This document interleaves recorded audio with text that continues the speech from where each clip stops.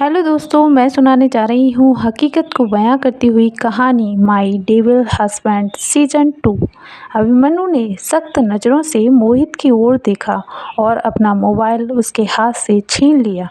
खबरदार, अगर ऐसा कुछ नहीं हुआ होगा तो हम तुम्हारी सांसें बंद कर देंगे। मोहित ने गहरी सांस लेते हुए अभिमन्यु को देखते हुए, माफ़ कीजिए सर, इसमें हमारी कोई भी गलती नहीं है।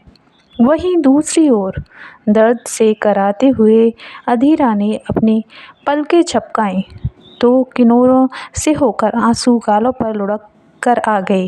कांता बाहर से सिक्योरिटी गार्ड महेश बाबू को बुलाकर लाई, लेकिन तब तक अधीरा को होश आ चुका था। कांता ने अधीरा को सहारा दिया और अपनी गहरी सांस लेते हुए जमीन से उठकर अपने बिस्तर पर बैठ गई। डरी सहमी अधीरा अपने सिर को घुटनों में झुकाकर बैठी हुई थी। इस वक्त उसे अपनी बच्ची की भी कोई चिंता नहीं थी, बस डरी सहमी लाचार बैठी हुई थी। कुछ देर बाद व्हाइट हाउस के बाहर एक ब्लैक कलर की गाड़ी आकर रुकी। जैसे ही गाड़ी रुकी, अभिमन्यु फटाक से खिड़की खोलकर बाहर निकला। उसकी आंखें में भड़कती हुई ज्वालामुखी चेहरा गुस्से से लाल था। जैसे ही सिक्योरिटी गार्ड ने अभिमन्यु को देखा, उसके पैर थर-थर कांपने लगे। लेकिन अभिमन्यु अभी सिर्फ और सिर्फ अधीरा के पास जाना चाहता था। अभिमन्यु तेज से डग भरते हुए अधीरा के बेडरूम की तरफ आया। पीछे से मनोज भी उसी रफ्तार से अभिमन्यु के पीछे चल रहा था। बादलों में गड़गड़ाहट हो रही थी, चारों तरफ अंधेरा छा गया था। अभिमन्यु दौड़कर अधीरा के बेडरूम में आया और अंदर से दरवाज़ा बंद कर लिया। लेकिन अधीरा चुपचाप बैठी सिसक रही थी। उसे अंधेरे से भी भय नहीं लगा था। अभिमन्यु ने कांता से बाहर जाना के लिए इशारा किया और दरवाज़ा बंद कर लिया। जैसे ही दरवाज़ा बंद होने की आवाज़ अधीरा के कानों में पड़ी तो उसकी दर्द भरी सिसकी निकल गई। वहीं अभिमन्यु ने अपने दोनों हाथों की मुट्ठियां मजबूत कर लीं। कुछ देर पहले अधीरा लाल साड़ी में लिपटी बेहद खूबसूरत लग रही थी, लेकिन अब वो बेहद डरावनी दिख रही थी। अभिमन्यु की आंखें फैल गईं जब उसने अधीरा के चेहरे पर नीले चोट के निशान देखे।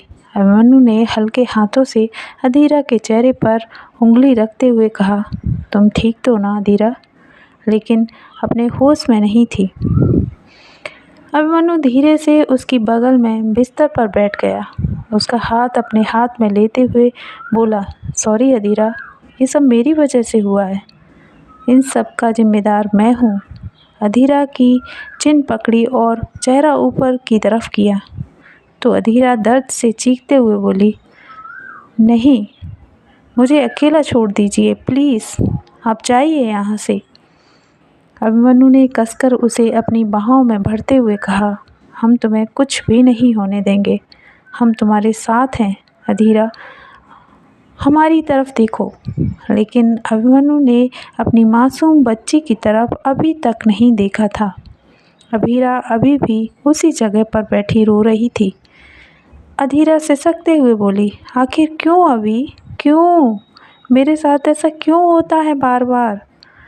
क्यों हमारे साथ इतना बुरा हुआ? वो रुद्र प्रताप की नीयत हमें शुरू से ही ठीक नहीं लगती थी, लेकिन इतनी घटिया हरकत करेगा ये हमने सपने में भी नहीं सोचा था।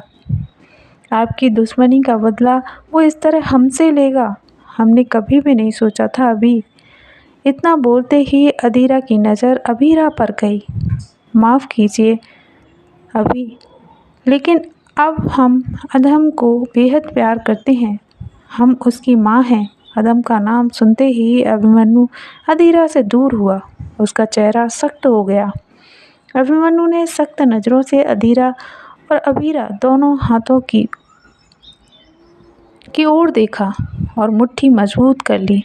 देखो, तुम अपना ध्यान रखो, उस रुद्र प्रताप सिंह को तो हम बता ही देंगे। उसने किस पर अपनी गंदी नज़र डाली है, उसकी आंखें नोच लेंगे हम। उस रुद्र प्रताप को छोड़ेंगे नहीं। अभिमन्यु तेजी से चीख पड़ा। अभिमन्यु की चीख सुनकर अभीरा अपनी माँ से चिपक गई। अधीरा ने गहरी सांस ली और अपनी बेटी अभीरा को बाहों में समेटते हुए कहा, तुम्हारे साथ तुम्हारी माँ है अभी। वहीं दूसरी ओर रुद्र प्रताप सिंह व्हाइट हाउस से बाहर आ चुका था। आखिर उसका प्लान जो पूरा हो गया था, लेकिन दूसरा प्लान था अधम को हमेशा के लिए ख़त्म करना। जिंदगी और मौत के बीच लड़ रहे अधम को मारना कहाँ का इंसाफ था। लेकिन कहते हैं ना, इंसान अपनी फितरत से बाज नहीं आता। इधर अभिमन्यु अपना डेविल रूप धारण कर चुका था, तो उधर रुद्र प्रताप उसके बेटे को जान से मारने का प्लान बना चुका था। अभिमन्यु की सौतेली माँ तनीषा गोयनका अपनी चाल में कामयाब होती नजर आ रही थी। उसे लगता था कि अभिमन्यु को पुरानी हवेली का राज कुछ नहीं पता। वो सबके सामने रहकर भी नजर नहीं आ रही थी। तनीषा गोयनका ने अभिमन्यु को अपना बेटा कभी नहीं माना था। वहीं दूसरी ओर अभिमन्यु ने गहरी सांस लेते हुए अधीरा से कहा, देखो अधीरा, मुझे हॉस्पिटल के लिए निकलना होगा क्योंकि अधम की जान को खतरा हो सकता है। सिक्योरिटी टाइट है, तुम अपना और अधीरा का ध्यान रखना। उसकी आंखें नम थीं, चेहरे पर हल्की सी चिंता नजर आ रही थी।